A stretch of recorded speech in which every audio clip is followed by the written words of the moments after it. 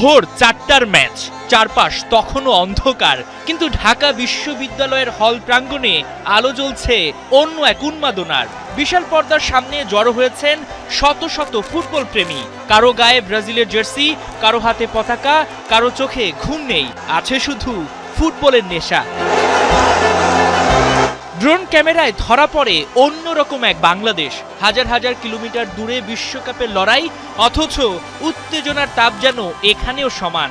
বড় পর্দার দিকে স্থির দৃষ্টি, প্রতিটি পাসে করতালি, প্রতিটি অ্যাটাকে চিৎকার, আর গোলের সম্ভাবনায় বুক ধড়ফড়।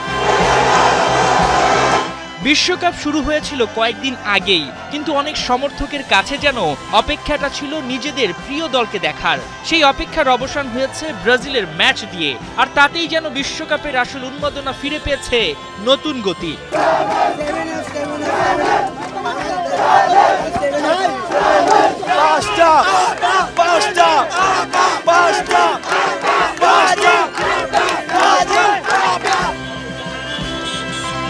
রাত গড়িয়েছে, অন্ধকার কেটেছে, খেলা শেষ হয়েছে, কিন্তু শেষ হয়নি গল্প। ভোরের আলো ফুটতেই দল বেঁধে ঘরে ফিরছেন ভক্তরা। কেউ ম্যাচ নিয়ে আলোচনা করছেন, কেউ বিতর্কে মেতেছেন, কেউ বা পরের ম্যাচের হিসাব কষছেন।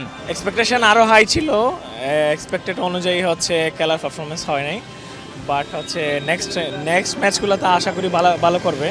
র্যাঙ্কিংয়ে 6 নাম্বার দল আর 7 নাম্বার দল দূরেই হাড্ডাহাড্ডি ম্যাচ হয়েছে। না, ব্রাজিল দলের প্রাইম টাইমে নেই, কারণ নেইমার এখন ইনজুর, তো সে সামনে ডেভেলপ করে আসলে মানে সে টিমটাকে গুছিয়ে একটা ভালো পর্যায়ে নিয়ে যেতে পারবে।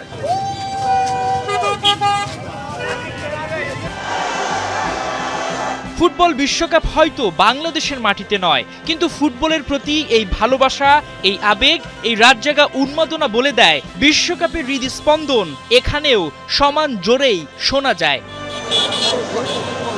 হাসান সজীব, ৭১।